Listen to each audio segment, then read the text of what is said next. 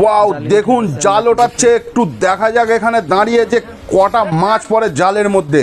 পুরো জালটা কিন্তু খালের মুখটাকে একদম ঢেকে দিয়েছে, পুরো জালটা দিয়ে খালের মুখকে একদম কভার করে ফেলা হয়েছে, একটুও মাছ গলে পালানোর কোনো জায়গা নেই। কাজেই যা মাছ আসবে সবগুলোই কিন্তু জালের মধ্যে থাকার কথা। তো দেখা যাক এই খালের মধ্যে কতটা মাছ হয়। ওয়াও, দারুণ জলের স্রোত যাচ্ছে, তবে এই স্রোতের মধ্যে কতটা মাছ আছে এক্ষুনি দেখতে পাবেন। দেখুন জাল তুলে ফেলেছে অলরেডি, জালের মধ্যে কী মাছ পড়েছে দেখুন। তবে দেখে তো খুব একটা মাছ পড়েছে বলে মনে হচ্ছে না, কিন্তু এখনও অনেক জালের মধ্যে জল আছে, জলটাকে পুরোপুরি ফেলে দিলেই বুঝতে পারবেন কতটা মাছ পড়েছে। এখানে প্রচুর পরিমাণে মাছ আছে। আমিও প্রথমে ভেবেছিলাম কিছুই নেই, তবে প্রত্যেকবারে তো মাছ পড়ে না, এবারে অল্প মাছ পড়েছে, পরের বারে বেশি মাছ পড়বে যখন আপনারা দেখবেন না পরের ভিডিওতে।